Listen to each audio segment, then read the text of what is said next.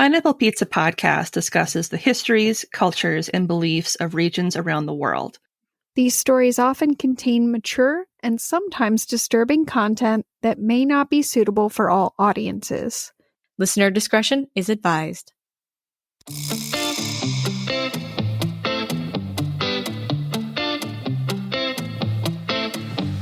Welcome to Pineapple Pizza Podcast, where we serve up delicious slices of mythology, cryptozoology, and urban legends. It's an interesting combination of flavors. Weird, but it works. I'm your hostess, Emily, and today you may have noticed we'll be serving up something a little different. The restaurant will be closed in August for some minor renovations. In the meantime, we're dishing out some classic slices of collaborative flavor from our other shows. In this crossover between Studying Scarlet podcast and Drink Drunk Dead, Ashley and I discuss some disturbing occurrences in Germany. The first bite is the little-known tale of the Exorcism of Gottliebin Dittus, an unfortunate young woman who was relatively unliked by her village.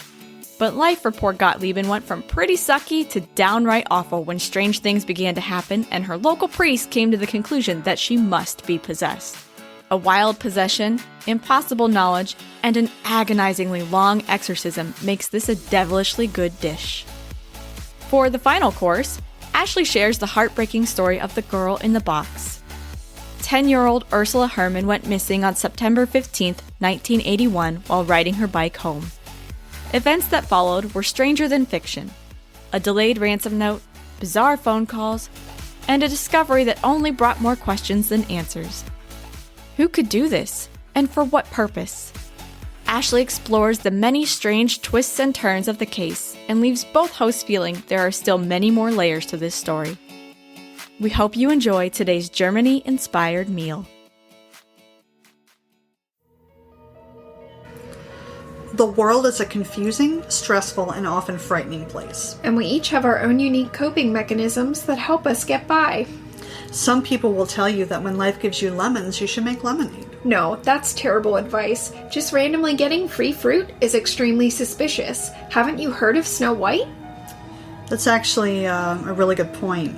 It's usually not a great idea to consume anything if you're not totally sure what's in it. If you're the type of person who copes with discomfort by making strange jokes and who enjoys losing yourself in a creepy and sometimes bloody mystery, please join us for our dark comedy podcast, Studying Scarlet. We alternate weekly between true crime and fictional crime, and we even take listener requests for episode topics. So if you too have a morbid sense of humor, we'd love to welcome you into our weird, quirky, and sometimes disturbing world. Studying Scarlet is available on your favorite podcast app, and you can follow us on Facebook, Instagram, and Twitter. We can't wait to meet you. Please subscribe today.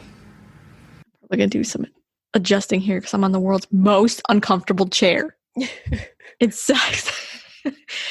Like the back sits like this, but the bottom of the chair is like this. So your ass slides down in between it and it's terrible. There's like a divot. It's horrible. Who designed this? Nobody bends like that. An alien designed it. Beam me up, guys. I have a word for you right now. I'm going to go Karen on your ass.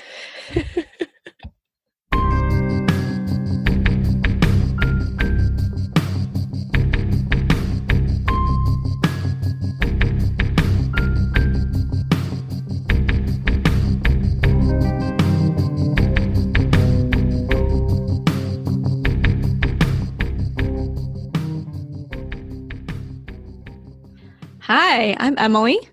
And I'm Ashley. And you're listening to Drink Drunk Dead. I have a guest with me tonight. I have Ashley from Studying Scarlet podcast, which is one of my favorites. Thank you for joining me tonight. Oh my gosh, thank you for having me. I love your show as well, as you already know, because I gush to you all the time, so I'm excited to be here. This is just our little podcast community nerding out on each other. And it's amazing. It's like the most wholesome nerding that's ever happened. It is, with all the psych memes. It is. And the psych gifs. It's perfect. It is.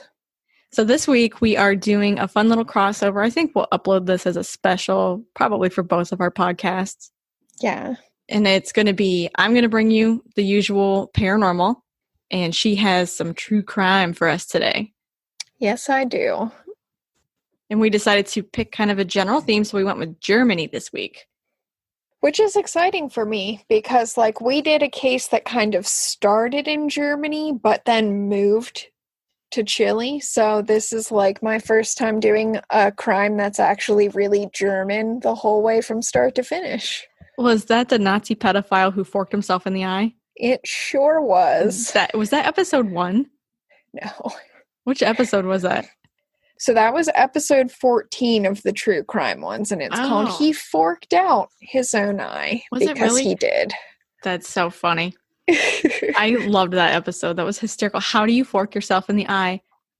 Untying your shoelaces. Apparently you do, though, because it happened to this guy. I've never done it. I've never needed a fork to unknot my shoes. Didn't you say that you went on YouTube and there are apparently a couple videos about how to untie your shoelaces with a freaking fork? There are, no lie, there are at least 2 different YouTube videos that exist that are supposedly there to give you a tutorial on how to unknot your shoes with a fork, which, guys, I don't recommend it. I don't care what is in the YouTube video. If you like having 2 eyes, probably don't do that.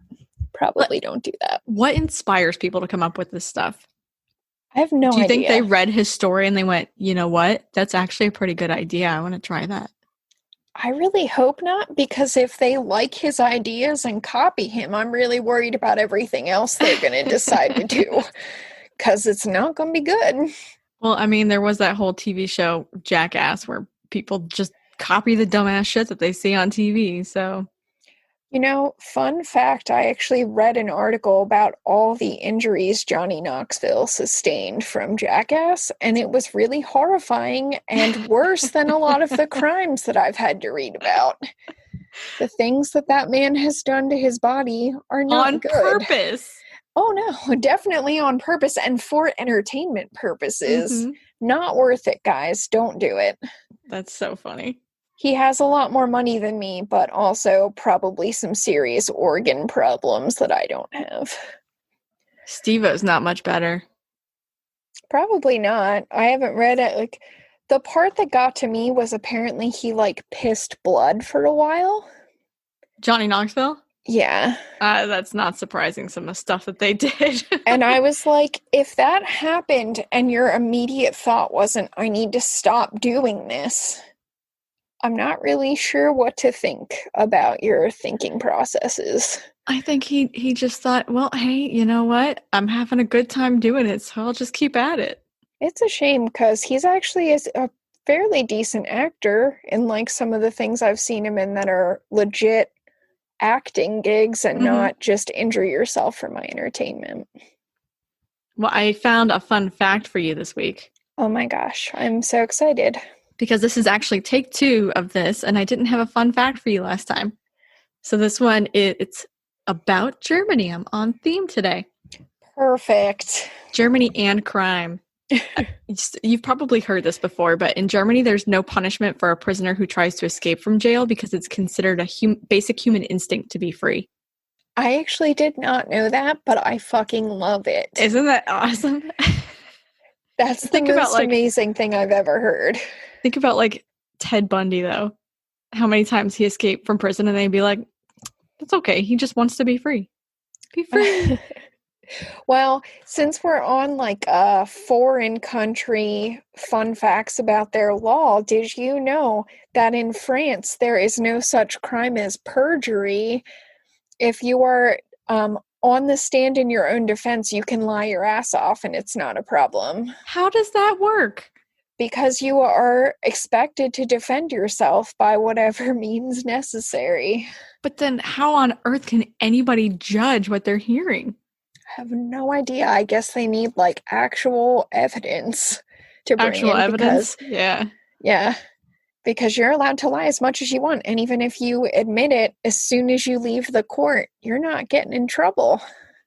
It's totally that makes fine. Me think of, have you ever seen the movie The Labyrinth? The 80s movie The Labyrinth? I'm obsessed with it because David Bowie was in really tight pants. Do you remember the 2 door knockers? One that could only tell the truth and one that could only tell lies? Yes. That's what it makes me think of. Like, how do you know if they're telling the truth or they're lying?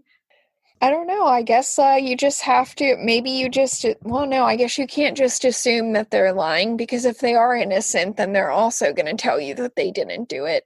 I guess it really would just have to boil down to the state having to prove their case with, other physical evidence to show that your story is not true, because you can lie as much as you want. It doesn't matter.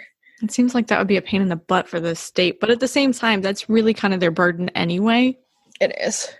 And it probably should be, as much as I hate to say it, and I do believe that guilty people get away with stuff all the time because they're not able to prove their case beyond a reasonable doubt.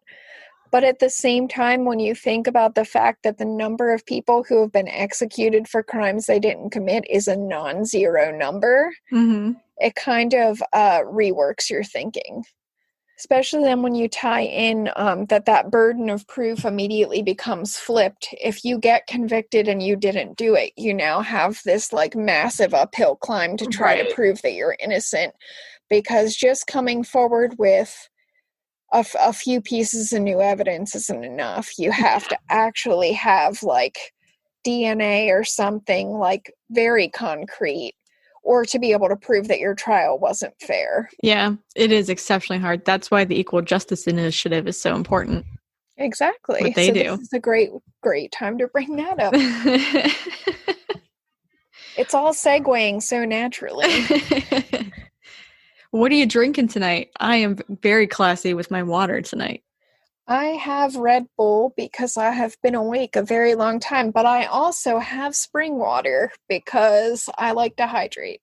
You have a not-so-secret addiction to Red Bull, do you not? That's extremely true. We've talked about it a couple different times on the podcast, so anyone who listens to that already knows. And also sometimes I tweet about it. How many do you go through a day? On an average, work day, probably 4. Oh my God, that's so much caffeine. I have the smallest cans because if I get the bigger ones, I tend to waste them. So how much caffeine is in this? 80 milligrams. So that's really not terrible. No, I think coffee's 200 milligrams. I'm pretty sure that's about right for the average cup of coffee. So it's not the worst thing in the world. That's not so bad. It's all the other crap that's in it that's not good for you. Mm-hmm. All that sugar and whatnot. Most people don't mind a little extra sugar, though. A lot of people put a lot of sugar in their coffee anyway, or they get all those flavored syrups in them, and that all has sugar in it too. Mm-hmm. So I feel like it evens out in the grand scheme of things, hopefully, for my liver. So I guess hearing 80 milligrams is really not so bad. Yeah, I was a little flabbergasted at 4 cans a day. I was thinking, holy crap, one of those makes me shake like a scared chihuahua. If I don't have food in my stomach, it will still make me shake because it's just that much sugar and caffeine that hits your blood all at once will make you, exactly, twitchy like a chihuahua for a while, actually, if you don't soak it up with anything. So we've had our drinks. We're definitely not getting drunk tonight. Because we can't. Do you think it's time for the dead? I think it is. All right. So for my story, the paranormal story, I went with the Exorcism of Gottliebin Dittus, who nobody has ever heard of before, but there's a reason for that. My sources were Mysterious Universe, Wikipedia, and The Awakening, which was based on 3 chapters from a 19th century book that it was a biography of a pastor that was published by another pastor. In 1840, there was a family of five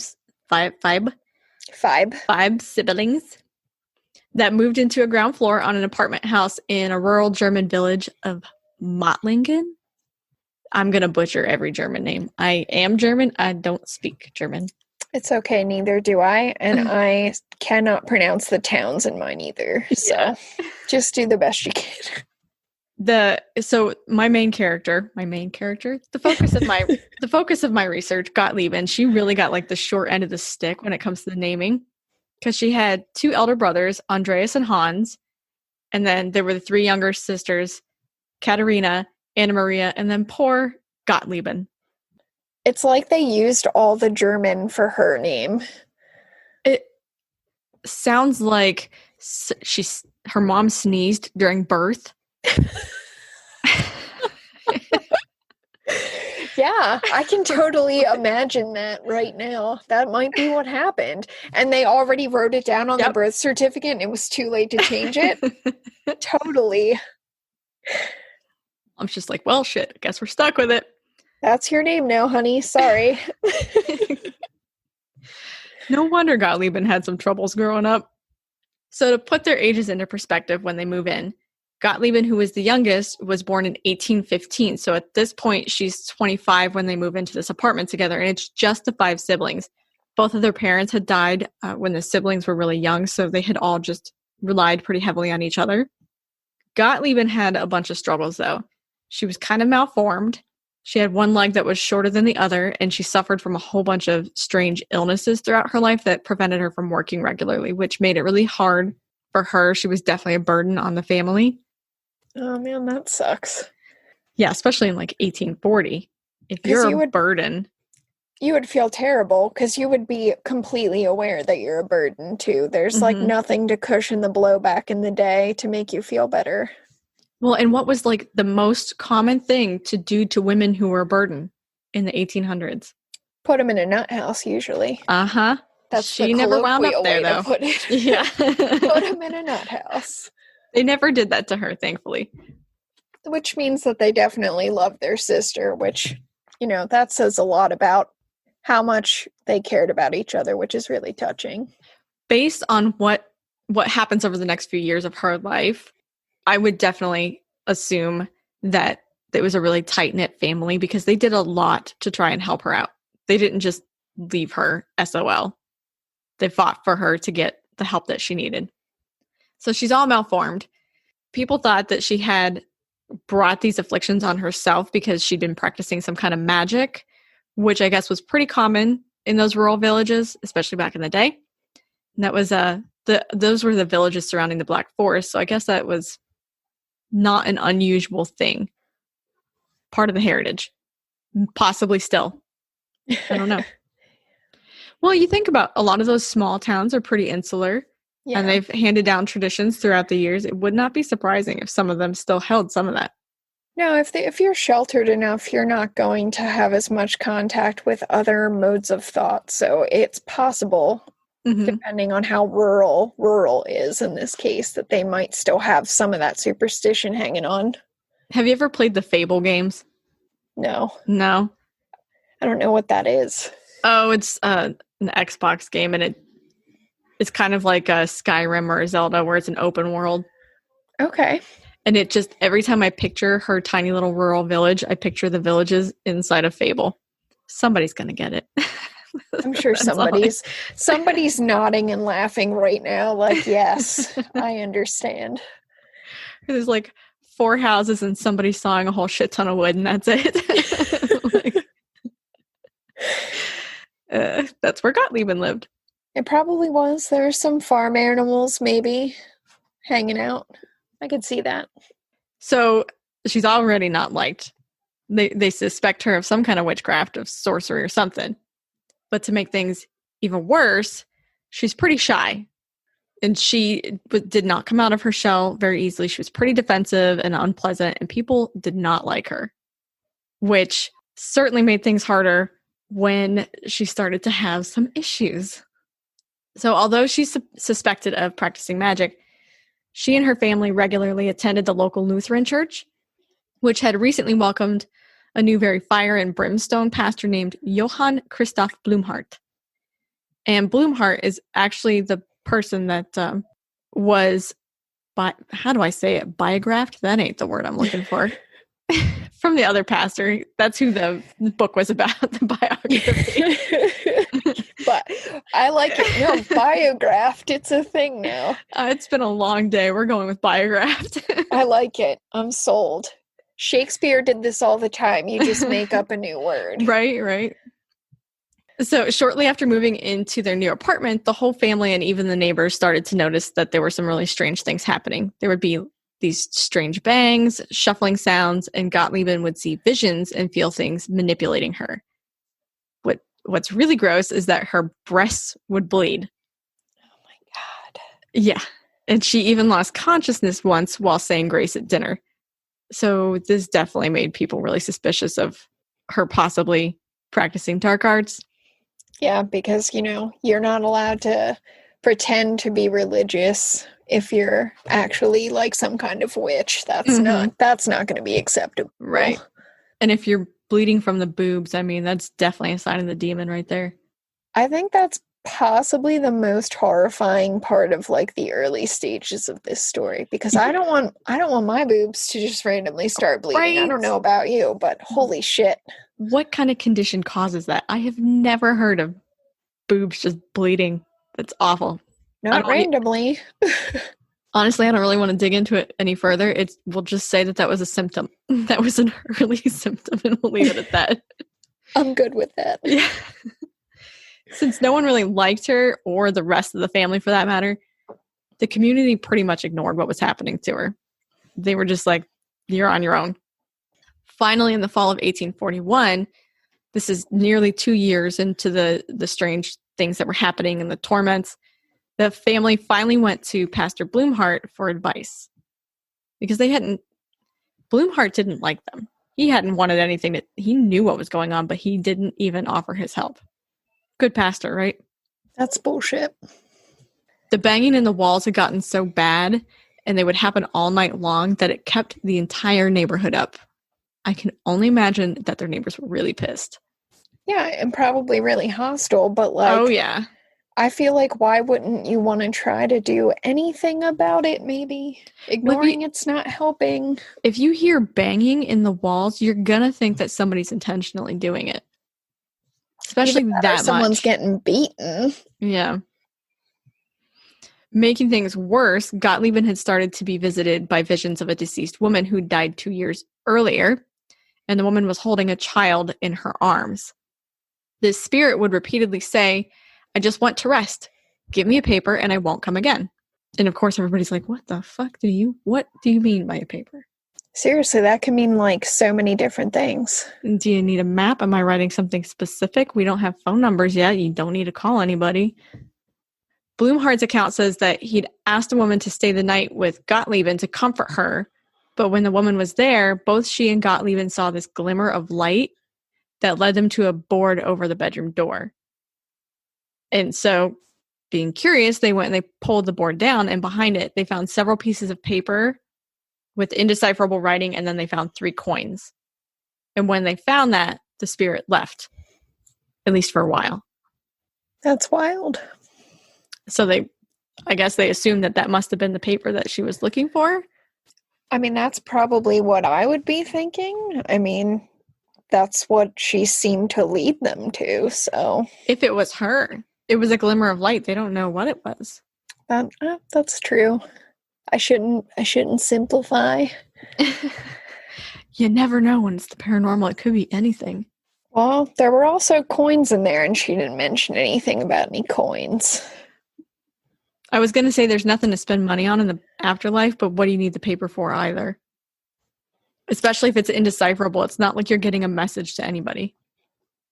Well, the only thing that the coins make me think of is like that whole thing where you need to have money to pay the toll, like to get into the underworld. Mm-hmm.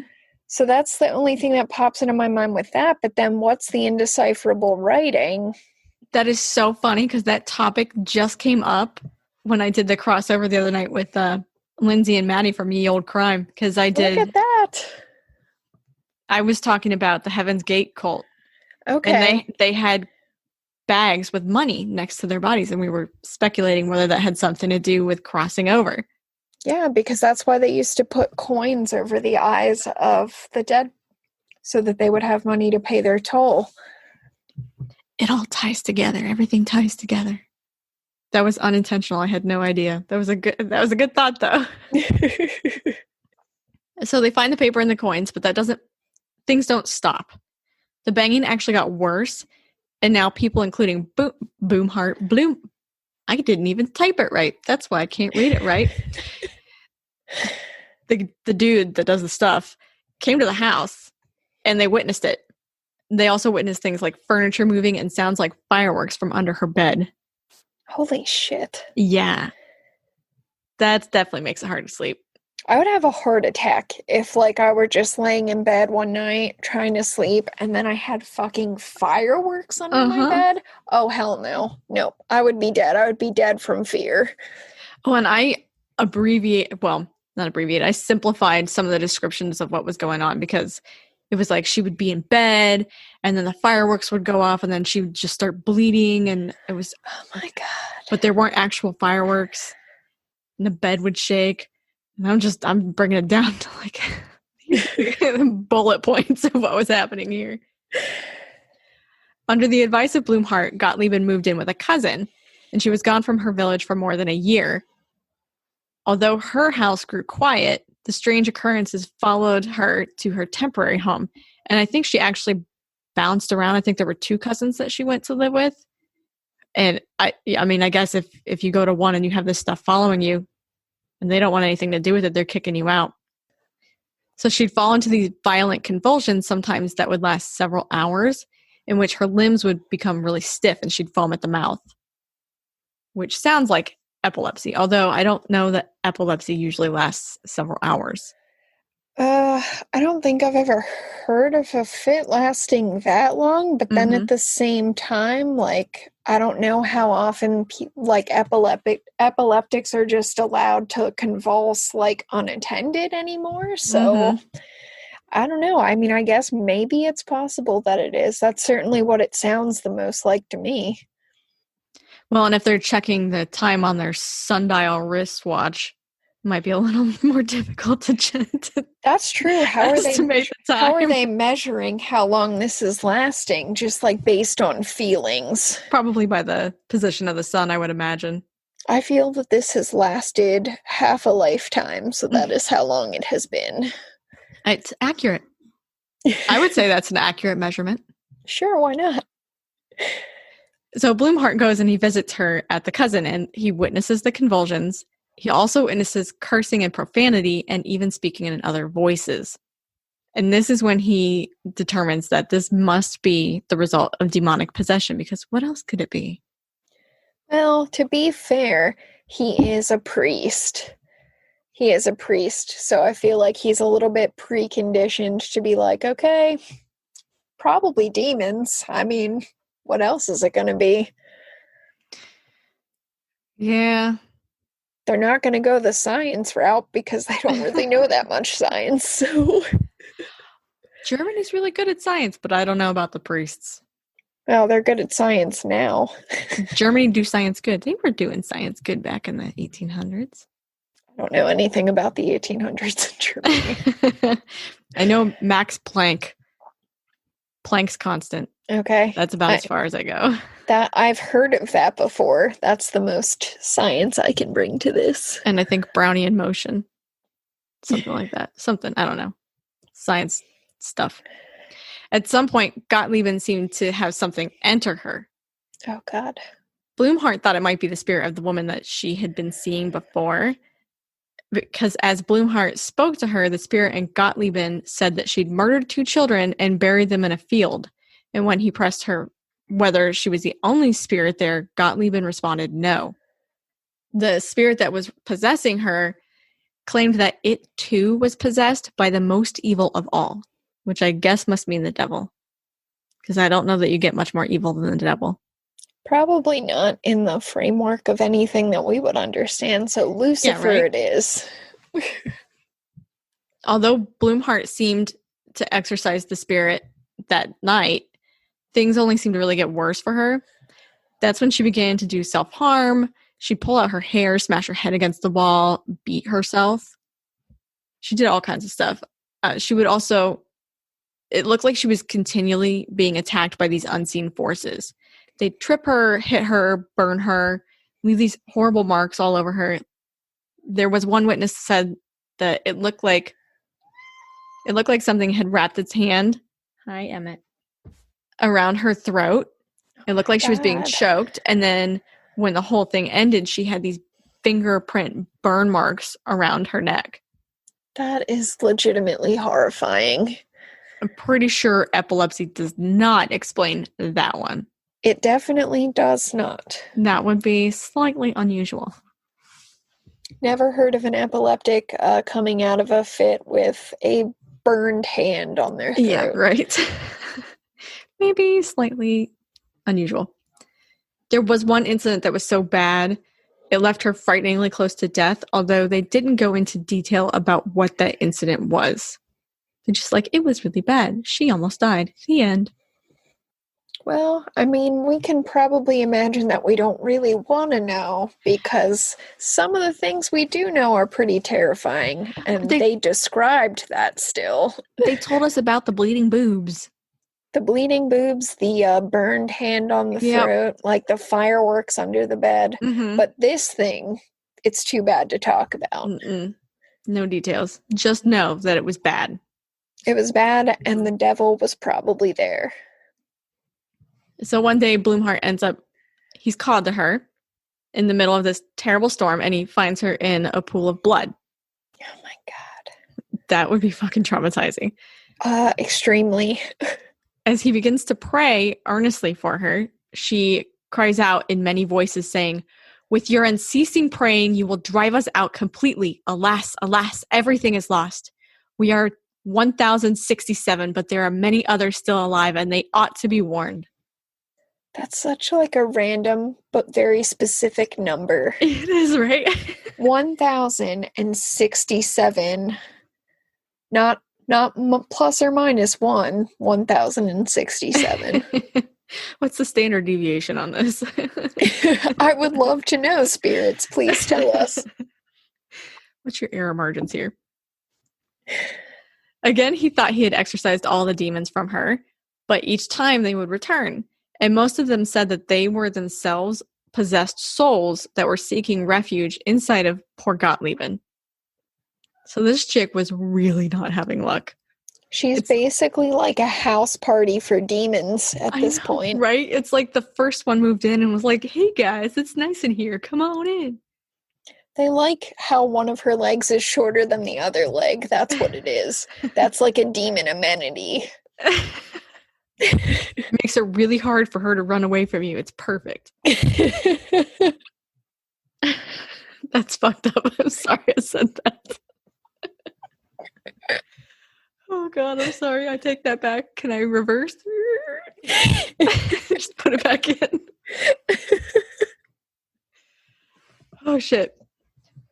So they spoke in many languages: French, Italian, German, and others that were unrecognizable to Blumhardt. I imagine at least one of them was Latin. It had to be. He might have recognized that. He's a pastor, a Lutheran pastor. Oh no, you know what? Part of why Lutheranism, yeah, we'll go with it. Moving on. Part of why it became a thing was because Martin Luther was tired of everything being in Latin. Yeah, because it was inaccessible to the average parishioner. So he would want it to be in the common tongue. So a Lutheran pastor might not speak Latin.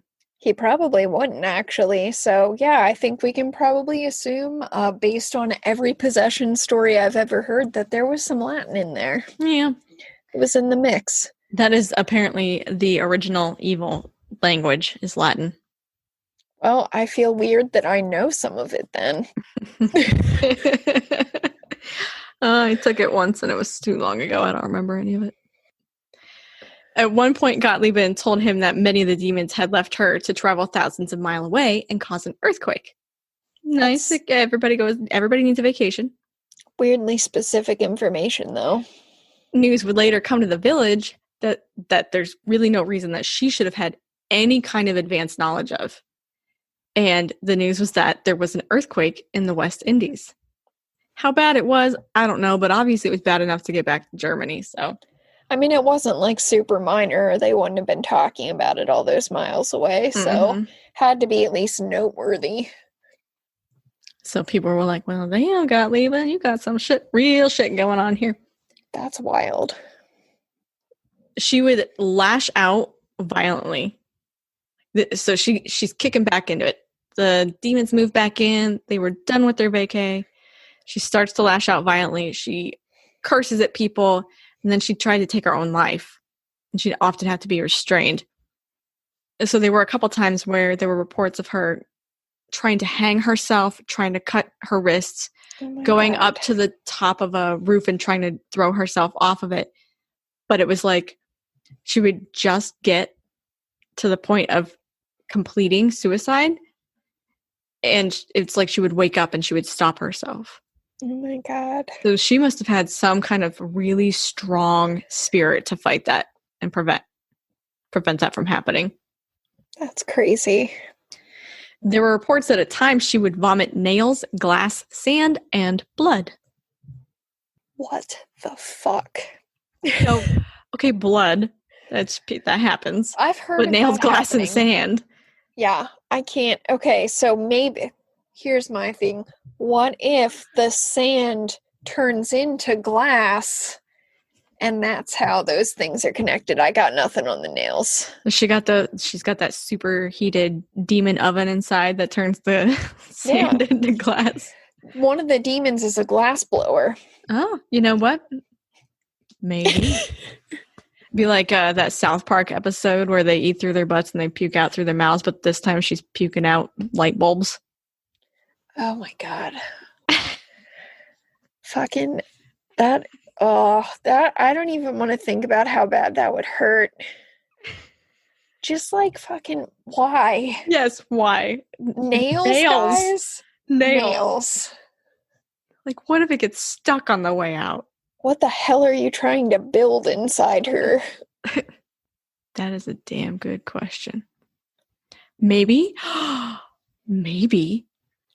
she's like the demon version or the evil version of Noah's Ark.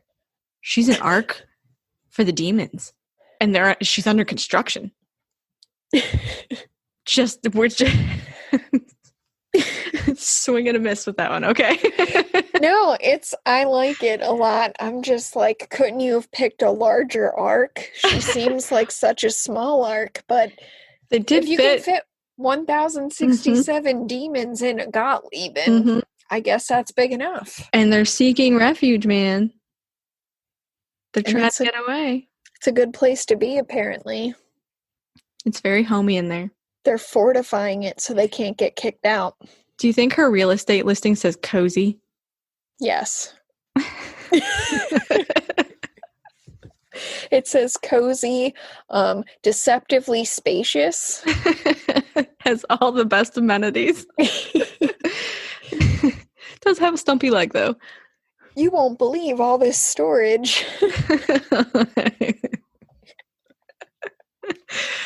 Oh, God, we're terrible people. I feel really bad now. I'm sorry, Gottliebin. It ends well for Gottliebin. I'll give it away now. It ends well.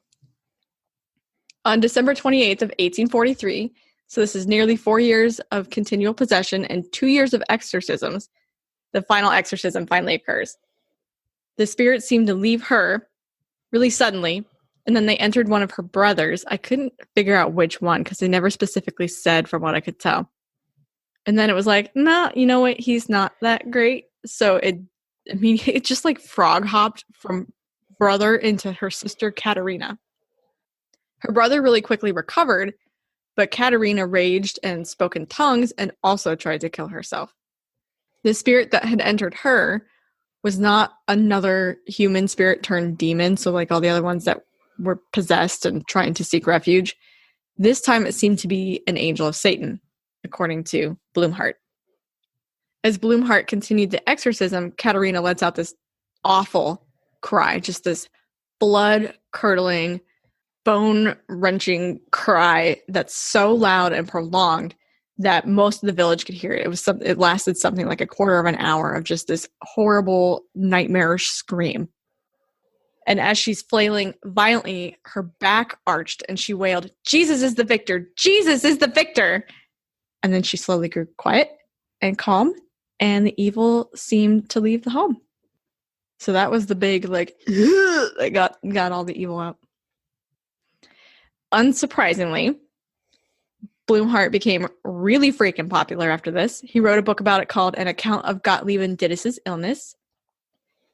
Following these events, the Blumhardt family and Gottliebin's family actually became very close and worked together often until his death in 1880. So he had not wanted anything to do with that family before this.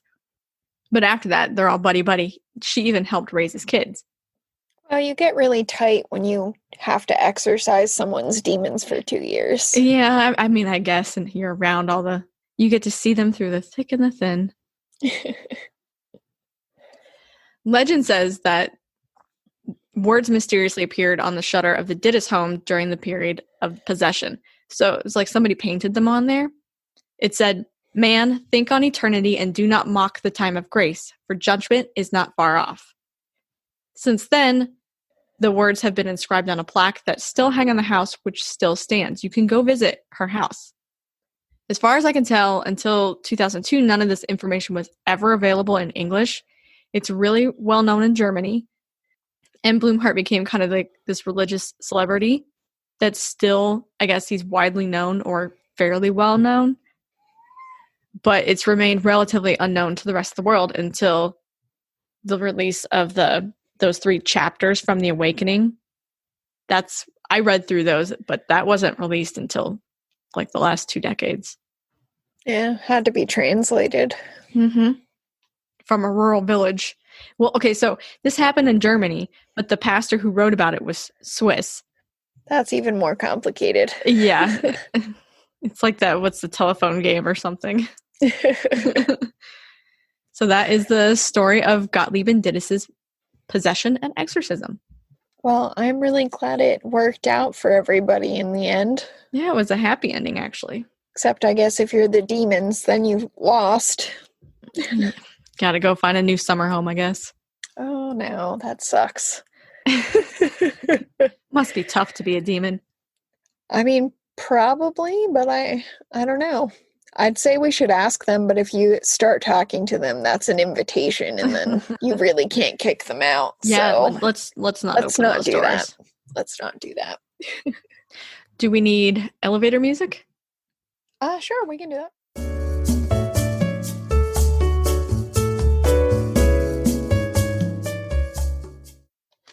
All right. It's time to make things really depressing. This is the best way to close it out. Well, my story doesn't have a happy ending, but it's still really interesting, so that's something. I vaguely remember it from last time. Too much has happened. I don't retain memories that long anymore.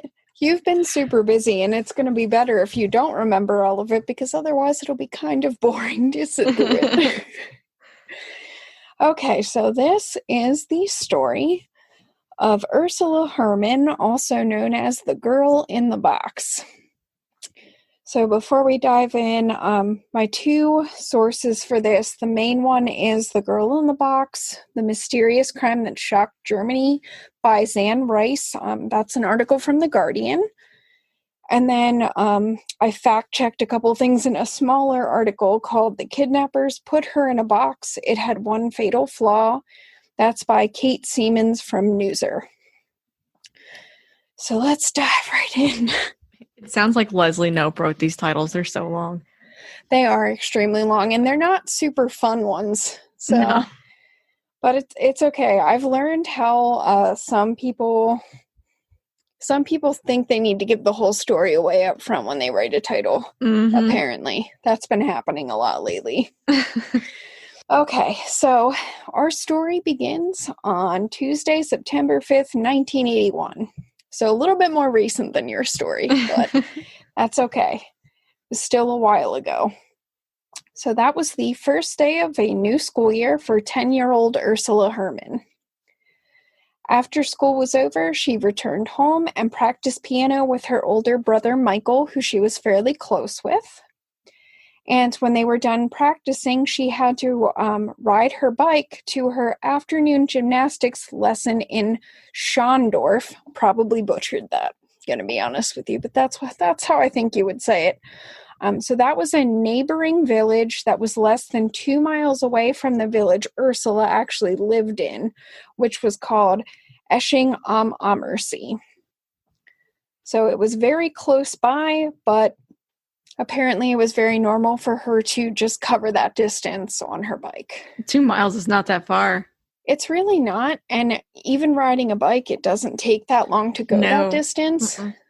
So I can imagine, like, nobody probably thought anything of it. So after her gymnastics lesson was over, she went over to her cousin's house, which was in that village in Schondorf, and ended up staying there for dinner. Around 7:20 p.m., Ursula's mother called and said that she needed to come home now because it was starting to get late.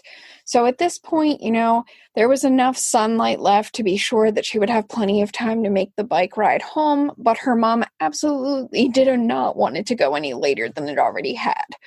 The bike ride apparently took her about 10 minutes to make on a normal day. So when it was 7:50 and Ursula still hadn't arrived home, her mother is starting to get upset, so she calls the cousin's house again and talks to the aunt and says, why isn't Ursula home yet? And the aunt says Ursula left 25 minutes ago. And that's the panic point. Absolutely. I mean, as soon as you hear that, she's had more than twice the amount of time it should have taken to get there. Alarm bells are probably going off. Well, and obviously she knew this very well to know that it's going to take 10 minutes. She does it all the time, riding back and forth. She can do it by herself. Yeah. So they definitely immediately reacted to this. So Ursula's father goes out and takes the forest path along the lake, which is the road that Ursula would have taken the bike ride on. And he starts walking towards Schondorf from their side. On the other side of the path, Ursula's uncle comes out and starts walking toward their village. So these two men are hurrying along, calling out for her as they walk. Neither one of them finds her, and they end up meeting in the middle, having found no sign of her, no bike, no nothing. So by 9 p.m., the search party has grown to include neighbors, firemen, and police officers, and they are all out there in the dark at this point, obviously, searching the woods and all around this lake with flashlights, desperately hoping that they're going to find this girl. That's fast that they got that many people out. Sometimes having small communities is really helpful in an emergency because everybody knows each other and everybody's ready to jump in for you.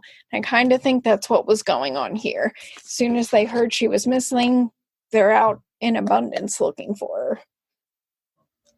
So around midnight, a dog led a searcher to Ursula's red bike, which was found about 20 meters away from the bike path. So for those of us who aren't very good at meters, like myself, that is a little over 65 and a half feet. Because, in America, we can't just use the metric system like everyone else. Got to make it all complicated. Merca. No meters here. We don't do that. Unless you're a scientist. But not a biologist, right? Oh my God, that was such an idiot. Oh. I think of that all the damn time. I'm sorry, I had that to. That was the dumbest fucking comment. Everyone says, I have already figured out that if you're recorded for long enough, you're going to say lots of stupid shit. Yep.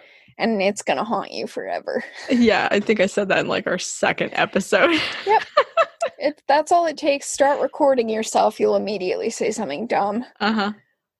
Okay, so unfortunately, all they find is the bike that night. They don't find any trace of her, and they eventually had to give up the search because not only was it getting increasingly dark outside, and it's a forest, so that means basically no light at all, it also started raining really heavily, so they had to abandon it until the next day. That had to be heartbreaking for her family.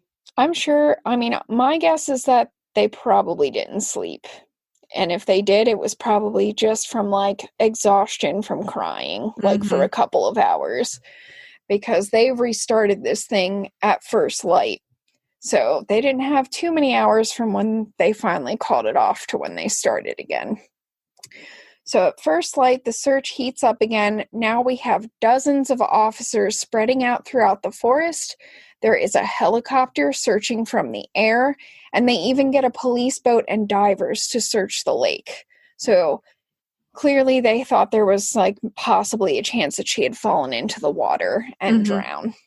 Which would be interesting considering her bike was the opposite direction, wasn't it? In the woods. Yeah, it was. So but it's also a good place to dump a body. Yeah, I think they're basically like, what are all of the possibilities at this point? Because you can't really rule anything out when you can't find anything but a bike. Mm-hmm. So they were just being as thorough as they could at this point, honestly. So at this point, the news had already picked up the story and was circulating the following description of the girl. She is 1.43 meters tall. Again, for us Americans, that's about 4 feet, 7 inches. She had short blonde hair and was last seen wearing green cords, a gray wool cardigan, and reddish brown sandals. So they were pretty specific on this. On the morning of Thursday, September 17th, so at this point she was missing about a day and a half, the Hermans received a bizarre phone call. From the other end of the line came the familiar sound of the lead-in music to the traffic bulletin from a local radio station. That is so weird. It is. It's unnerving. Like, why choose that? I don't know. I guess just because it was an easy sound to get a hold of. So they heard this jingle, and then silence for a while. And then the jingle repeats a second time. And then the other line goes dead. That's creepy. It would be creepy even if you didn't have a child missing. Mm-hmm. I can't imagine like how much that would magnify it, but that's fucking horrifying. And if it's not enough that it happened once, over the next few hours, they received 3 additional calls that were identical to that. Oh my God, they just wouldn't let up. It just kept happening over and over. So, of course, the cops have caught on to this by like the second call. So they're starting to monitor the phone lines and they're recording every time this happens. The following day, Friday the 18th, the Hermans receive a letter in the mail marked urgent. It was a ransom note that had instructions inside of it. They were told to pay 2 million Deutschmarks in ransom. So that, I'm not good with German money. I don't know about anybody else, but for people in the UK, apparently that's about 450,000 pounds. And then for us in US currency, that's about $175,826. So it seems like a random ass number to us, but 2 million for them. It's a nice round number for them. Yeah, just a nice round demand figure. So, evidently, the kidnappers had miscalculated on one very crucial point. They thought the letter was going to be delivered on Wednesday, before the mysterious calls began. Freaking geniuses. Oh, yeah, absolutely. So, the letter's instructions actually stated that the Hermans would receive a phone call using that traffic jingle to identify the callers as the kidnappers. Upon hearing the jingle, the Hermans were supposed to say yes or no to indicate whether they intended to pay the ransom. It further stated that if they called the police or failed to pay the money, their daughter would be killed. Can you even imagine getting this fucking letter after you already got 4 phone calls and didn't know what to say because you didn't know what was happening? And now you're convinced that they've killed your kid.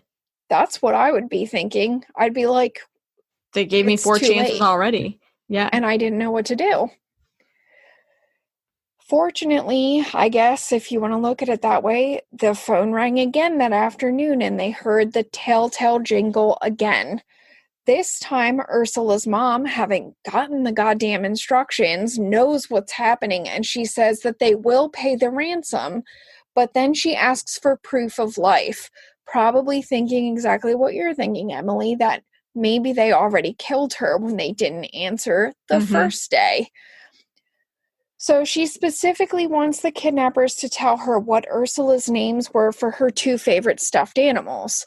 Information they'd pretty much only be able to get from her if she's still alive. She gets no reply from the other end of the line. It's just the traffic jingle again, and the call's disconnected. That is so fucking creepy. So by Thursday evening, the kidnappers mailed another letter with extremely specific instructions regarding the payment of the ransom. These instructions arrived at the Herman house on Monday, September 21st. So these stated, okay, the first part's fairly normal. It stated that the money was to be paid in 100 Deutschmark notes packed into a suitcase. That part, I'm like, okay, I've probably heard something similar in most kidnapping stories where there's a ransom. But then it gets weird. So the suitcase is supposed to be delivered by Mr. Herman to an unnamed location. Like, they will not tell him where he's supposed to be going. Then how do you drop it off? I don't know. And then if that's not weird enough, they further expected him to drive a yellow Fiat 600 to do the ransom drop, and he was instructed to travel no faster than 90 kilometers an hour. How are you going to know? It's not freaking speed. You don't have a bomb strapped underneath. I don't fucking know. It's weird as hell. Like, the Hermans definitely did not own a car that looked like that. Isn't the Fiat an Italian vehicle? Oh, it definitely is. I thought so. And in case you're wondering, Fiats, and especially yellow Fiats, were not common at all. They were quite rare in Germany in 1981. They probably were rare everywhere in 1981. Who has a yellow car in 1981? I mean, maybe some Italians. I don't know who else.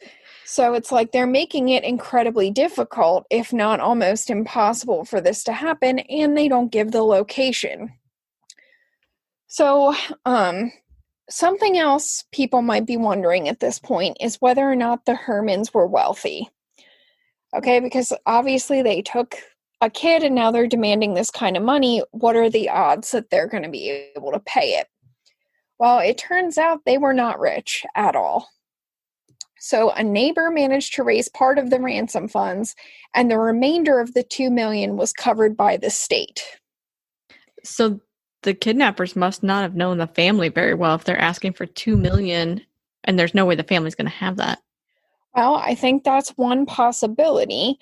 The other possibility, and I don't know, like, how common this is for this to happen in Germany, but the other possibility is that they knew that the money would end up being covered by the government. So I'm not sure, like, how common it was for them to do things like this, but they're certainly making it hard for them to be able to comply with the demands. So they picked a not rich family. They want them to drive a car they don't have access to a place they don't know where it is. At a very specific speed. Exactly. That's so weird.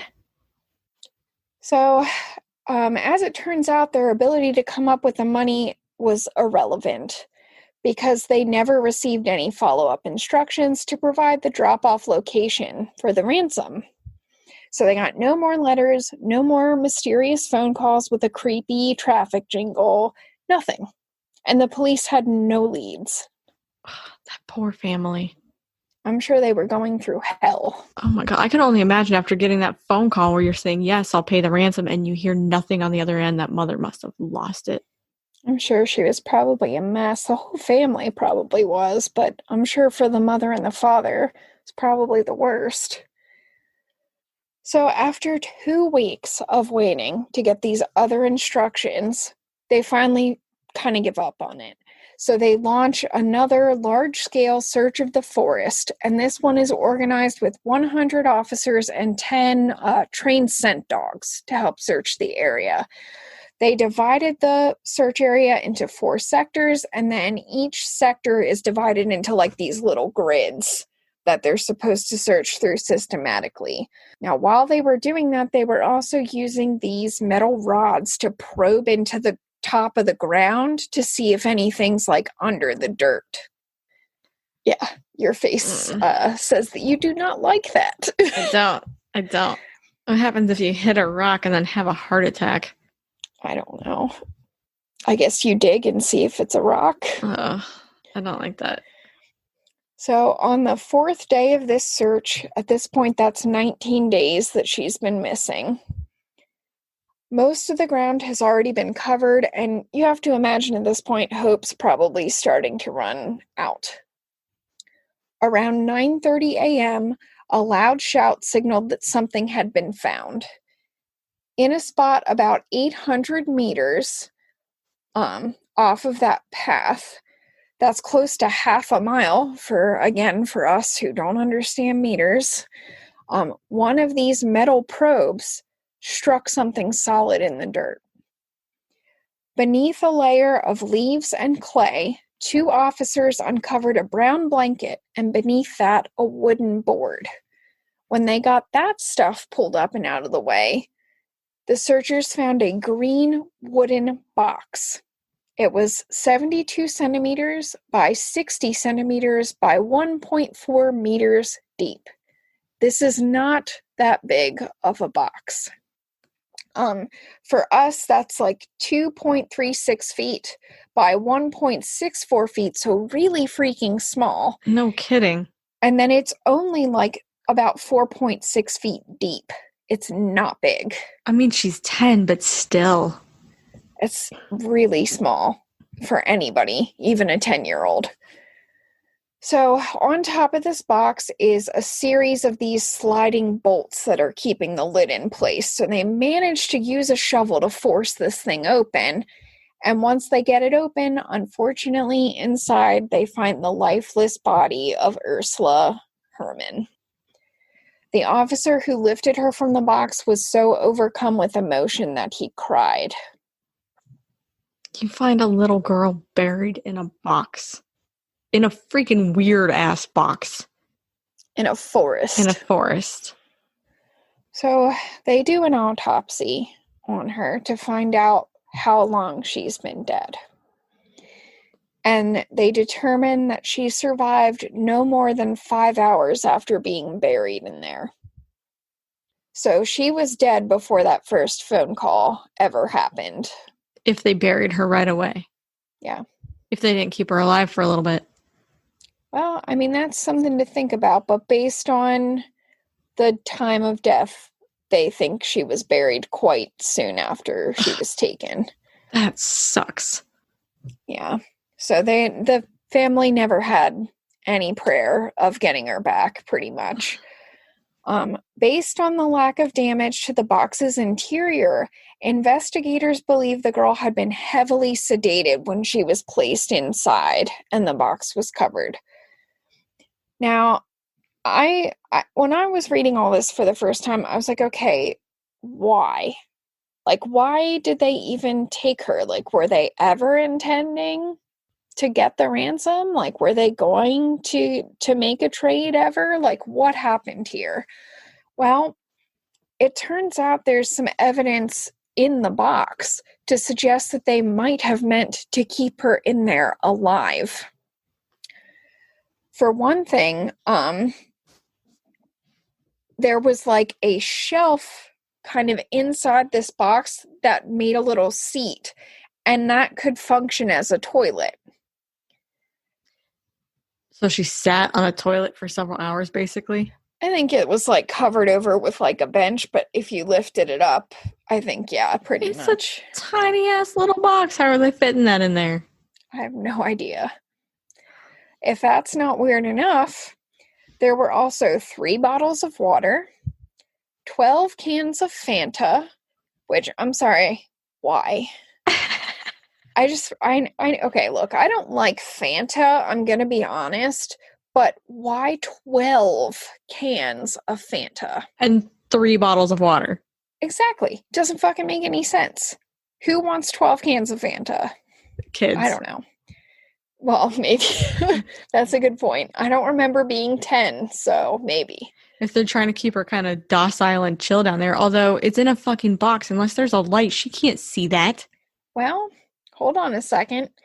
So she also had 4 packs of biscuits, some chewing gum, about 6 chocolate bars, which again, why is there so much fucking candy and barely any food?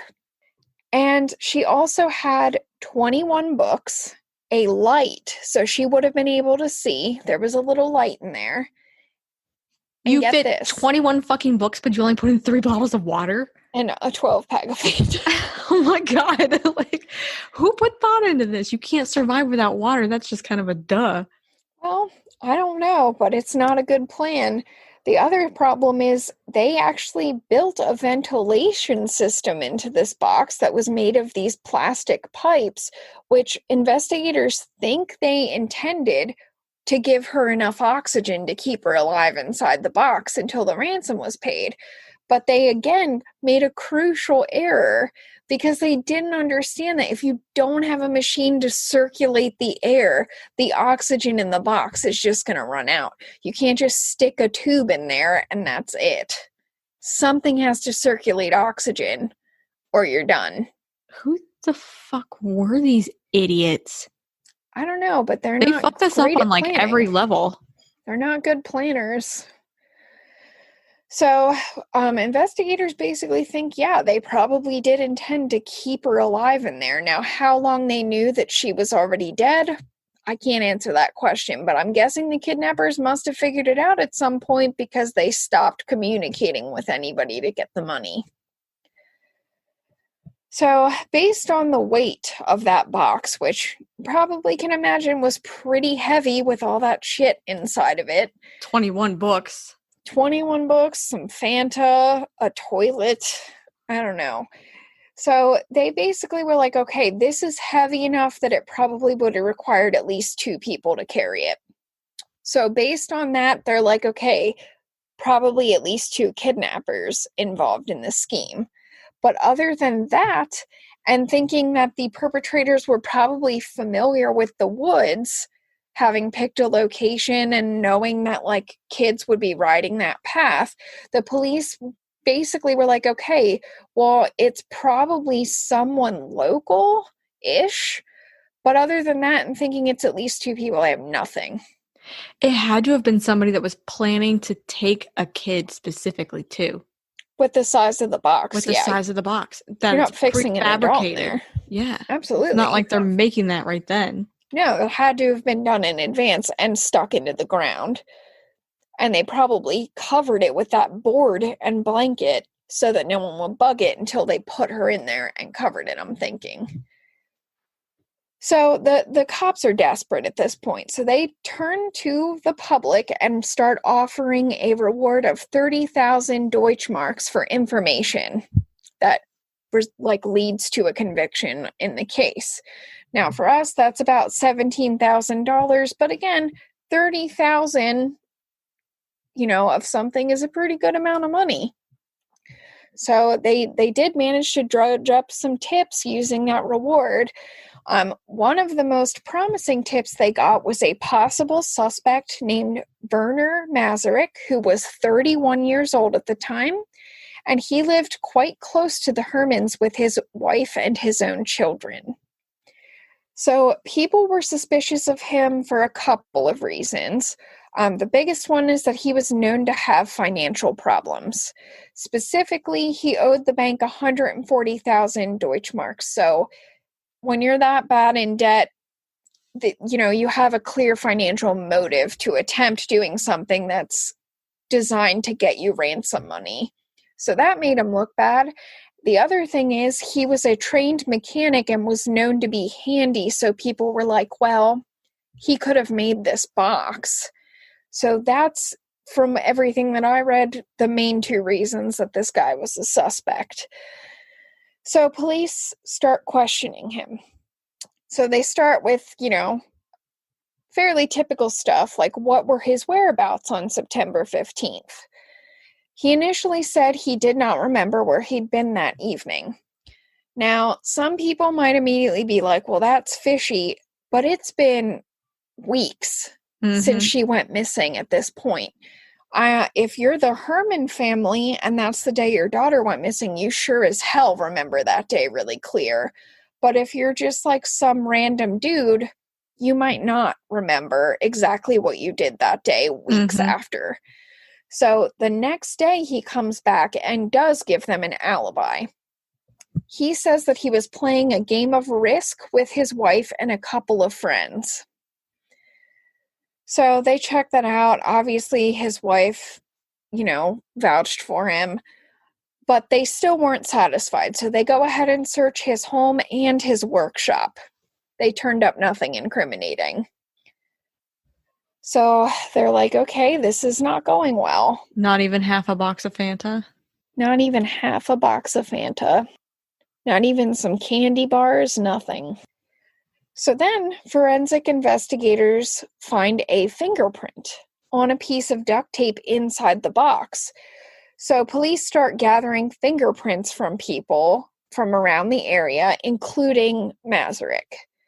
They don't match. Now, that's not necessarily enough to clear him, though, because, again, the cops think at least 2 people were involved. So just because it's not his fingerprint doesn't mean it wasn't him. So they still don't clear him. The police actually ended up arresting him and 2 of his friends at the end of January 1982. On what freaking charges? They had no evidence that it was him. Just suspicion. Basically they just had suspicion. So I guess they bring them in, like arrest them and bring them in. And kind of like they do here, they can hold them for a few days without actually charging them with anything, because that's how it works here too. The deadline's probably a little bit different though, because it's a different country. So they hold these men, they interrogate them for several days, and eventually they have to release them, because you're right, they don't have anything but suspicion and rumors, pretty much. And this is why the burden of proof should be on the prosecution. Because, well, I mean, I think that it should be. There are a lot of people who feel like it's too steep, but if you're going to say that somebody did something that caused someone's death, I want you to have to prove it. Yeah, I agree. So they get another suspect around this time, but this person is also linked to Masaryk. This guy's name is Klaus Pfaffinger. Yeah, Pfaffinger. Pfaffinger. It sounds like a dirty last name.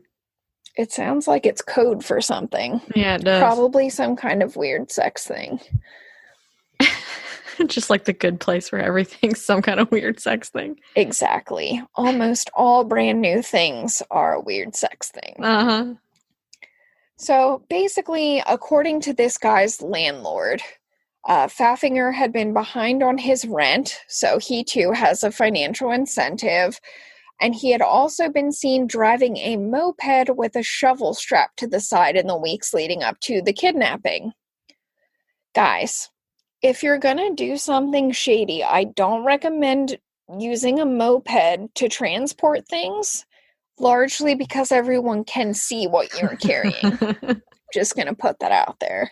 But I think we can agree the fact that the shovel's a little suspicious, especially since it was in the weeks leading up to the kidnapping, and it would probably take a little time to surreptitiously dig this hole in the woods.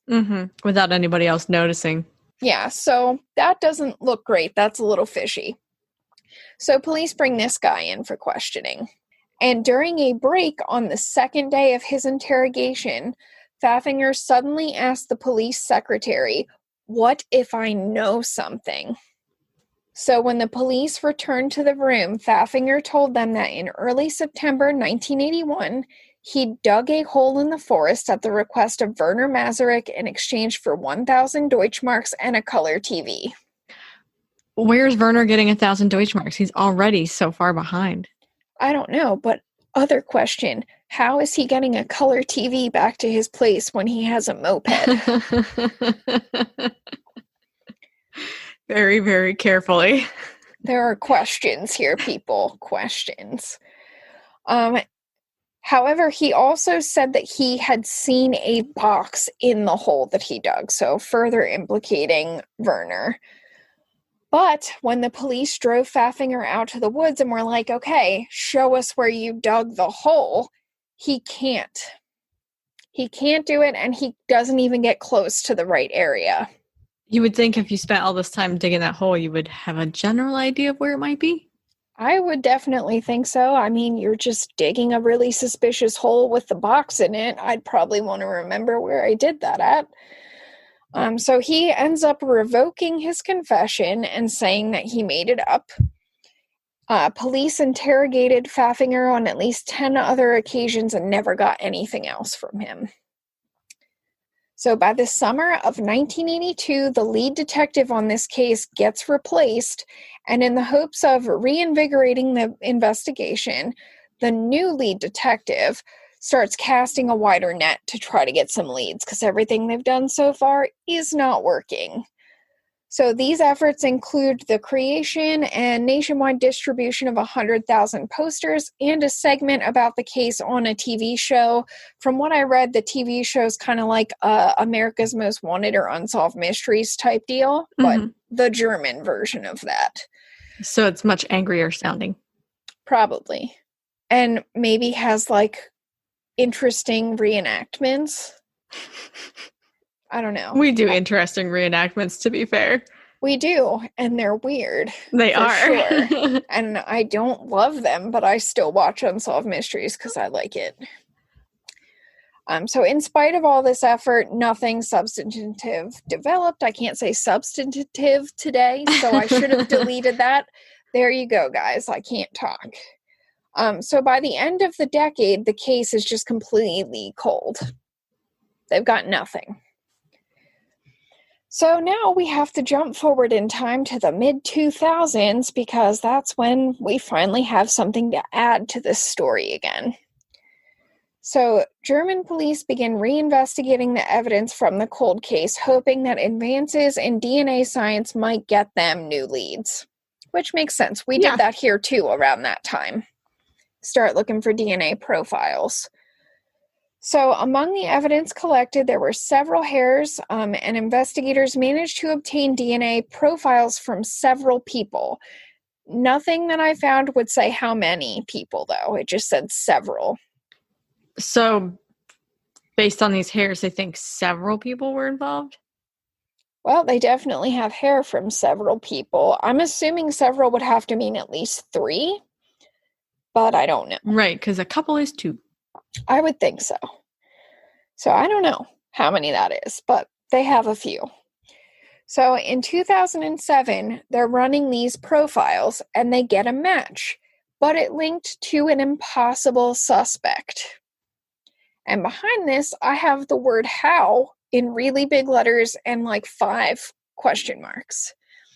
So it turns out the person that it matched, they said was impossible, because he was involved in, I think, a murder, if I'm remembering right.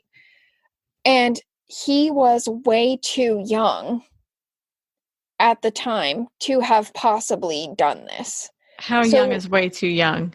I don't have his exact age because I couldn't get his name either, but my understanding is that he would have been like a child when the Ursula Herrmann thing happened. So was he in the house of the person that built it? That's a good question. I don't know. Like, hey, Daddy, what are you building? Can I help you put this box together? I would want 12 cans of Fanta in here if I were going to be stuck in a box. Would explain a lot about the Fanta and the chocolate bar to biscuit ratio. That bothers me. I can't help it. There is an imbalance here. There is. Why so much Fanta? Water, guys. Water.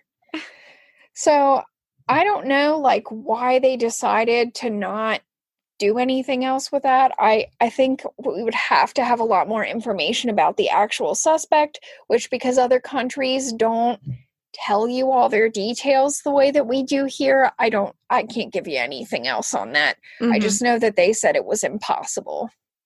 That bugs me, though. That does. Me. Did you investigate his family?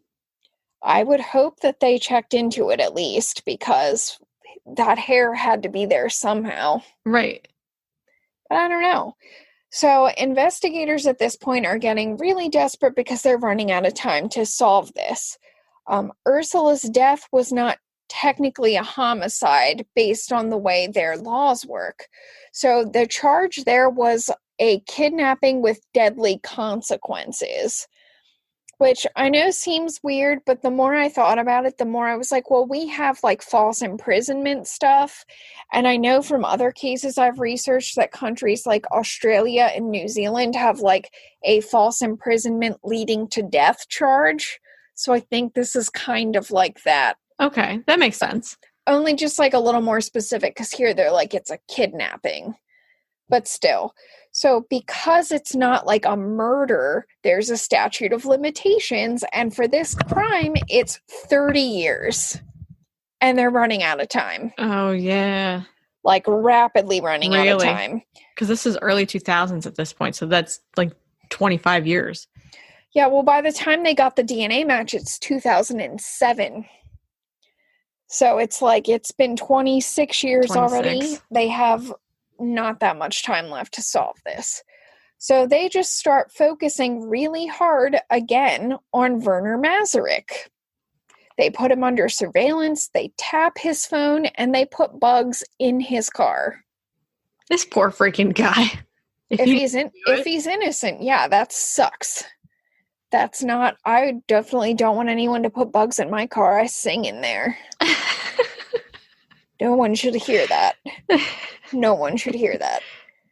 So in October, they go ahead and get a saliva sample from him to check his DNA. And it doesn't match any of the profiles they have from the evidence. So his fingerprints don't match. His DNA doesn't match. They can't find anything in the sweep of his house. Or his workshop, because they searched that too. The one guy who says, I know something, then retracts his statement. What the hell do they have to hold this guy on? But to me, it doesn't seem like anything. No. Based on what I know about the case, nothing but suspicion. So they search him again at this point, and now they find an old reel-to-reel style tape recorder that in his house. And this is again, it's like 2007 at this point, not 1981 anymore. But they're like, okay, this is our only hope. So they start doing analysis on this recorder, and they determine that it was used to play the traffic jingle in the ransom calls to the Herman house in 1981. How? Unless it has some like weird glitch where you hear a certain tick or something. I mean, based on what I read, part of what they were using was because you can hear some sounds in the background of the recording that they said were similar to the buttons being pressed on the reel-to-reel machine. But I'm not a sound analyst, so to me that doesn't seem like it'd be enough. No, because anything that has buttons that records is going to make that sound. I would think, or a very similar sound, so I'm not sure how you would be able to say definitively that that's the case, but that's what their analysts said. Mm-hmm. So on May 28th, 2008, Masaryk gets arrested again, and this time he is charged with Ursula's kidnapping and death, and they escort him to Augsburg to stand trial. They also arrest and charge his wife as an accessory. And I have no idea, what, if anything, they had on the wife, because nothing I read had anything about that. So I'm guessing probably the same thing. They're just assuming that because she's married to him, he must know. She must know. And maybe because she was his alibi, but to me that's thin. So in German law, members of a victim's family can formally join with the prosecution and actually be part of the trial.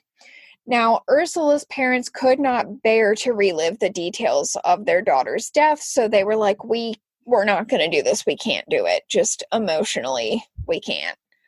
So their son, Michael, who Ursula played piano with right before she went missing, he's in his 40s at this point, and he's like, you know what? I'm going to do it. And he becomes a co-plaintiff with the state in the case. So the trial began in February 2009 and concluded in March 2010. That seems like a really long trial to me. It is, yeah. But I am especially when you have one freaking piece of evidence.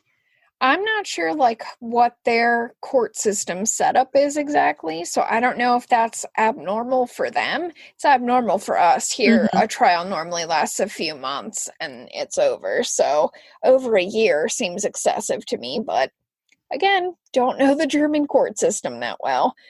But at the end of this trial, the 3 judges and 2 jurors were convinced and they found him guilty. So he gets sentenced to life imprisonment. Meanwhile, his wife ends up getting acquitted due to lack of evidence. She has lack of evidence, but his was solid enough to lock him away.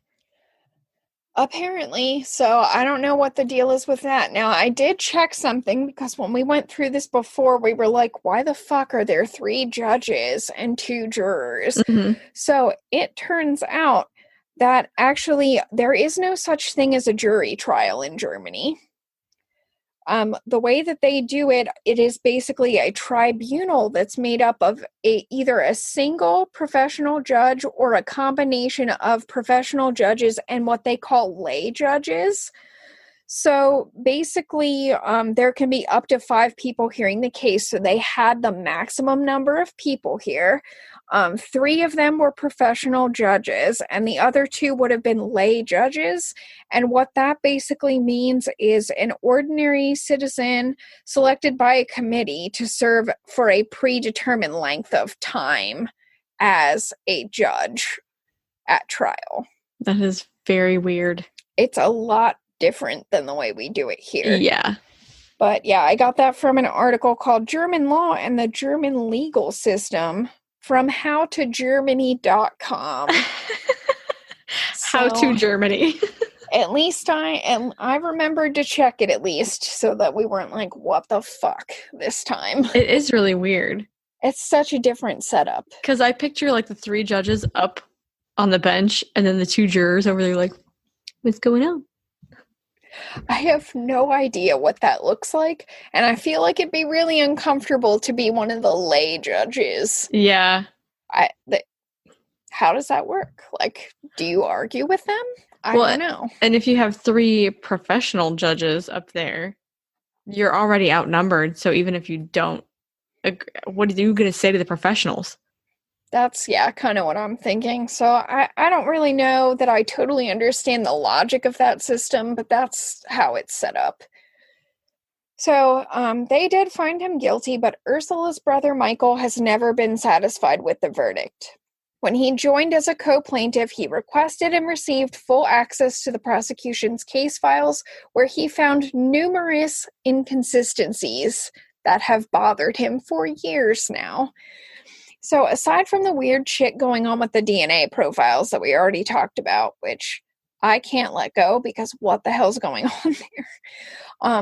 But there's this whole issue with the fact that the only person who linked Masaryk definitively to this box was that Pfaffinger guy, and he couldn't even lead the officers to the correct spot where it was buried and then retracted his confession. Mm-hmm. So that didn't work out so hot. Now, apparently the cops at the trial were like, oh, well, he was faking because he didn't want to get caught, pretty much.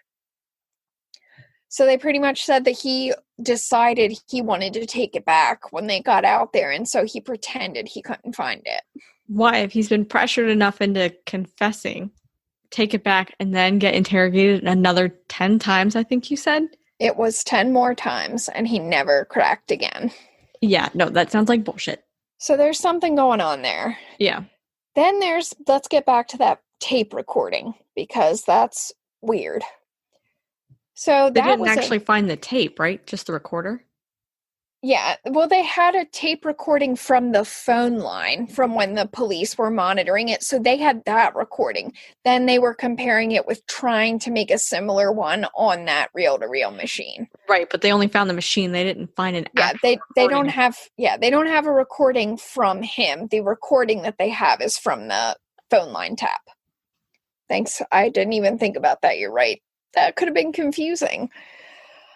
So that was a huge issue for Michael because he actually has a background in music, so he knows a decent amount about sound engineering. So he grappled with the idea of definitively linking this tape recorder to those calls the way that they did at trial.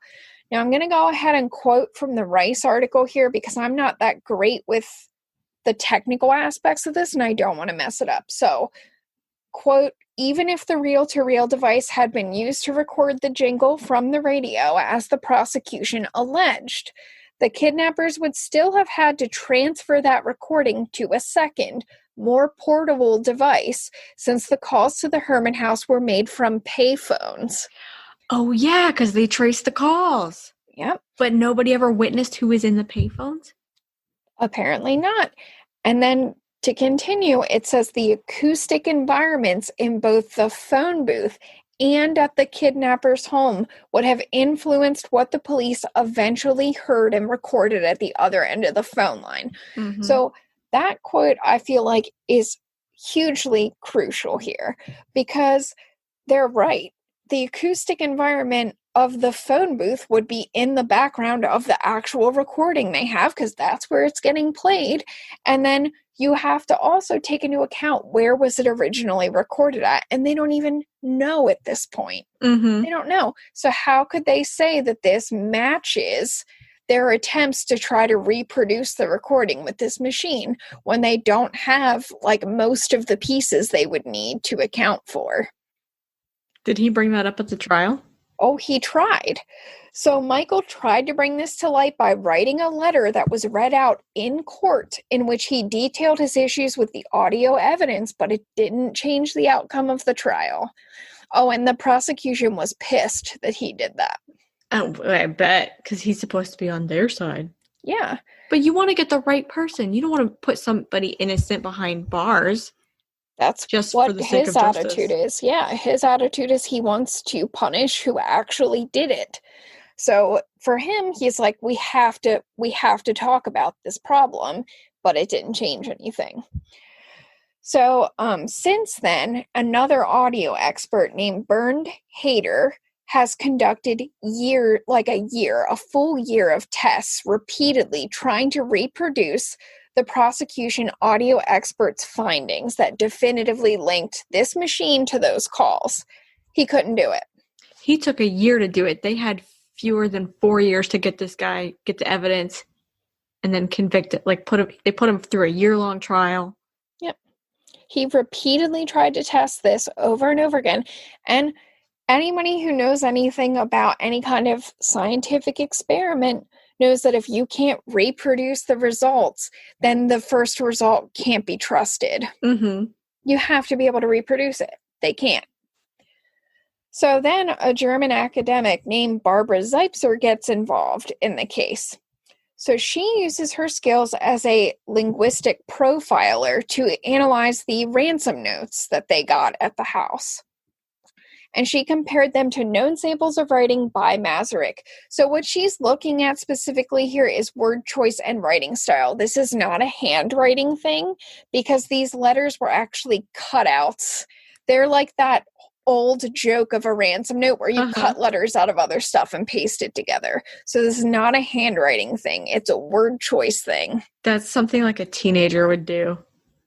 To me, it sounds like it. I mean, you would be like, everybody does this. You see it in a movie and you're like, hey, that's how ransom notes are made because your tiny little brain is thinking that. Absolutely. So she does this analysis, and she concluded that the person who wrote the ransom letters was well-educated and a native speaker of German who was attempting to pass as a foreigner by writing in broken German. So it's someone, she says, who was pretending not to know the language that well, but who didn't do as good of a job faking it as they thought they did. She does not believe it's possible for Masaryk to have been the author of these notes based on the samples that she had that were definitely his. Furthermore, one of those ransom notes had an impression on the paper itself. So like from another piece of paper being on top of it and someone writing on that. So when they analyzed that impression, it turned out to be a probability tree, the type of thing likely to be written in a school notebook by a teenager. So literally, either a teenager did this, or the kidnapper, like, took a teenager's notebook and, like, ripped a page out of their math notes and used it to make a ransom letter. It almost makes sense that a teenager would do it, though. If you look at the evidence, so they fill the box with 21 fucking books and a shit ton of candy and soda. That's something a kid would do because they don't care. They're not thinking, I need healthy food. Yeah. They don't understand the mail system. They're calling from payphones and requesting some weird ass shit, like the car. And then they're using paper that they pulled from a notebook, a high school notebook. Yeah, there's a lot of stuff there that would make a lot more sense if someone immature had done it. Like, especially all that soda compared to water. And not realizing that you need to circulate air. Yes. Yeah. And who's she going to trust? She's probably going to listen to other kids. It's a good point, because if you're a kid and you see someone who you either know or you, like, know their siblings, probably going to talk to them. Well, and what kind of genius says, here's my ransom note, I want you to deliver it, but I'm not going to tell you where. Yeah, That's the kind of dumbass thing that a teenager would forget.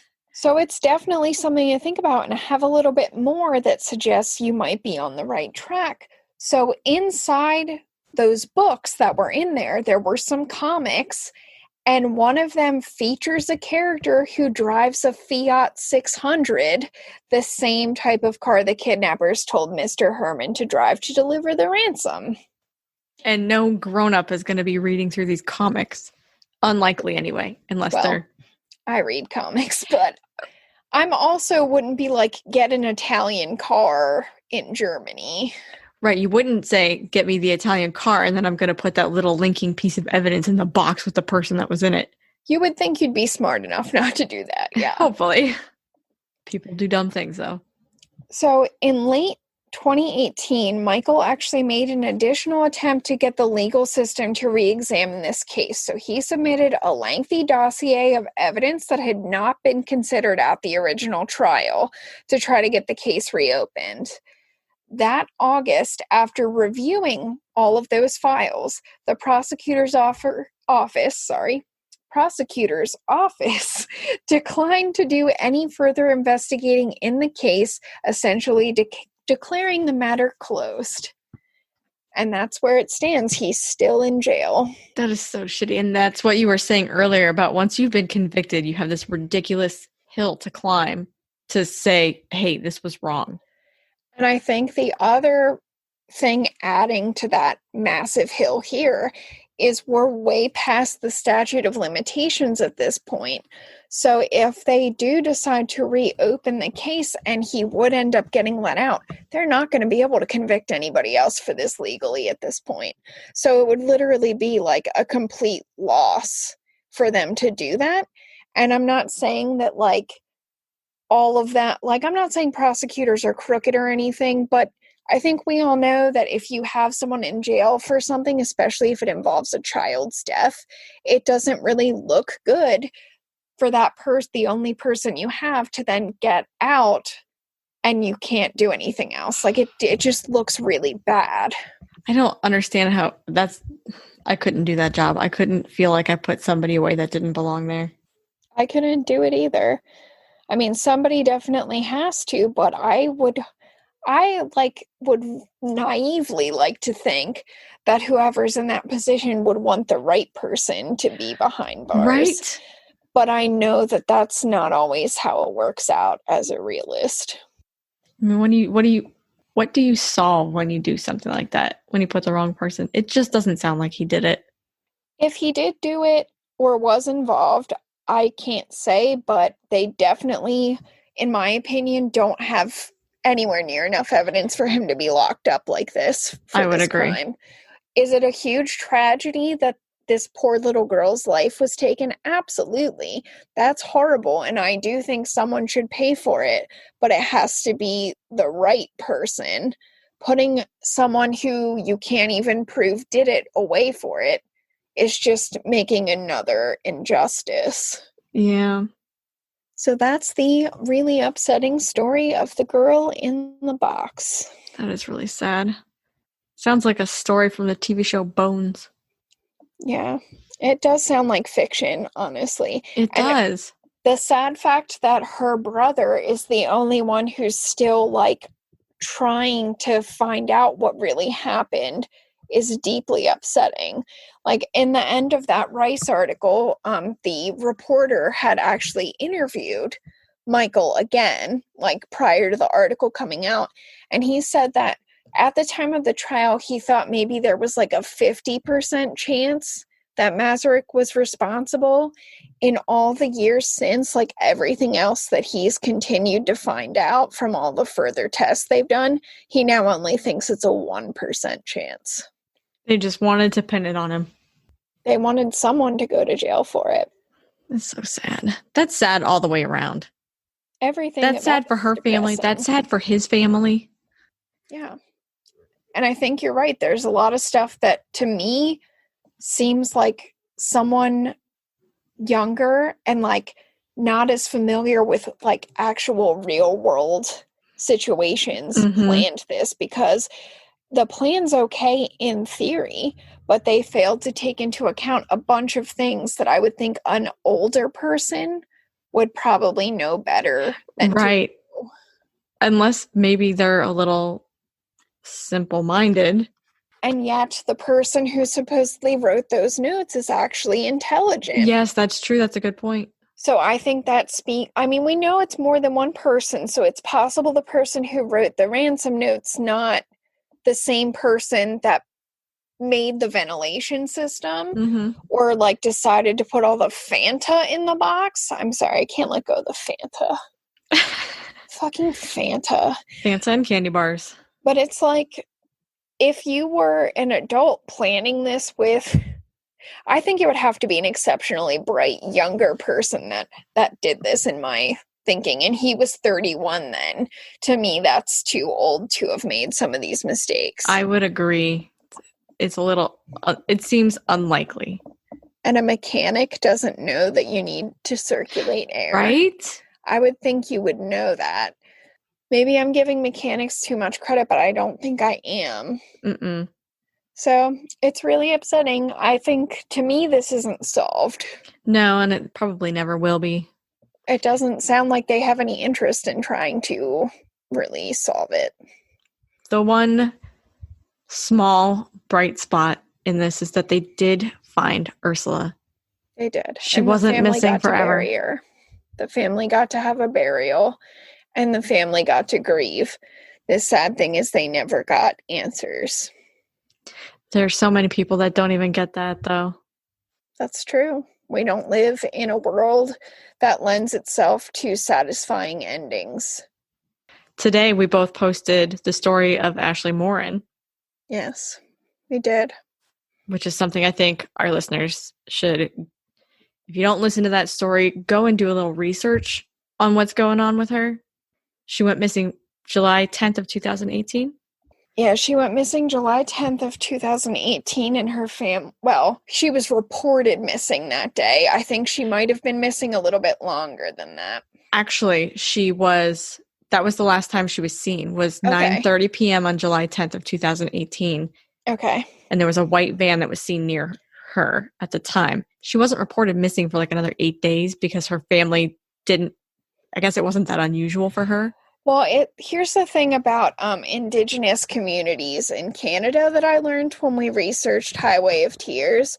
Because of how rural those are and how isolated they are, it's super common for you to not know where people are for a little while, especially if you're don't have enough money to own your own vehicle, which a lot of people don't, and there's not a reliable bus system in most of those areas, which means a lot of times you're hitching rides with people. So it's actually not that uncommon out in those rural places for people to not see or hear from you for a couple of days. And honestly, a lot of times they don't think anything of it. You assume that they're wherever they said they were going and that you'll hear from them in a day or two, and you don't. Happens all the time. So Ashley was 31 when she went missing. It was 2 years ago. She was 5'2", although I think I've seen a few reports that she might have been 5'1", so she's pretty short, 110 pounds. She had dark brown to blackish hair, and she went missing from North Battleford, and that's Saskatchewan, so that's in Canada, for those of you who aren't familiar with where Saskatchewan is. She was wearing gray sweatpants, black t-shirt with white writing, a black hat, and sunglasses. So I will post information in the show notes, which I will Ashley will share it, on how to call the tip line if you have any information on her whereabouts. Her family's been waiting 2 years. Ursula got to go home. Let's bring Ashley home. Let's do it. I mean, they deserve to have at least a chance to say goodbye to her, even if it ends up not being a satisfying resolution in terms of the legal system. I think probably the most upsetting thing about this is that based on the way criminal investigations work in Canada, they won't share like much of any information about any case that's technically considered active. Almost nothing. And active fits like a wide variety of actual statuses for these cases. So it's really hard to get any information. Even the family cannot get any information because that's the way their system is set up. So if you know anything, I can't stress enough how important it is for you to contact Crime Stoppers and give that information to them so that they can find Ashley and bring her home to her family. The Saskatchewan Crime Stoppers phone number is 1-800-222-TIPS. So that's 8477. And we'll put that one in the notes also. So hopefully bringing some attention to her case can help close that for her family. I hope so. Nobody deserves to wait years to find out where their child is. Yeah. Nobody. Well, thank you for sharing your story. Thank you for sharing your story. Not, I'm used to dark and paranormal, but not that kind of dark. Yeah, I know. A lot of the stories that we dig into are stories that don't have a happy ending or even a satisfying one. But I think we owe the victims and we owe the families of those victims an honest attempt at the truth. Even if that doesn't result in a conviction, we need to know who's responsible. Well, I think that was a really good case for you to pick for our Germany episode. Yeah, there's a lot going on. We learned a lot about the German legal system. I think that's another case where if you know anything, somebody has to know something. Somebody at some point in the past 30, almost 40 years has said something. They've opened their mouth. And honestly, at this point, if the legal system doesn't want to do anything with that information, I bet her brother would still really like to know. So if you try to contact someone in their legal system and they don't want your information, like I would strongly suggest trying to find a way to contact the family, specifically Michael, because I know that even if nobody else out there is still looking for the truth, he wants it. Even if it's not a truth that ends up being pursuable by justice at this point, he wants an answer. Yeah. And if Mazurek didn't do it, then come forward and say something and get that man out of jail. Something needs to be done. Well, thank you very much for this tonight. Thank you for having me. Let's do our social media. So you can find us on Twitter, Instagram, and Facebook at Drink Drunk Dead. It's pretty simple. And you can also email us at drinkdrunkdeadpodcast@gmail.com. So that's if you have stories that you want to share, suggestions for how we can better our content. If you have ideas for episodes, you can hit us up. Okay, and we are on Instagram, Facebook, and Twitter. Unfortunately, our handles are not nice and tidy like Emily's, but our Instagram is Studying Scarlet Podcast. Our Facebook is Studying Scarlet, And our Twitter is at Study Scarlet Pod because they are stingy with their characters. They are.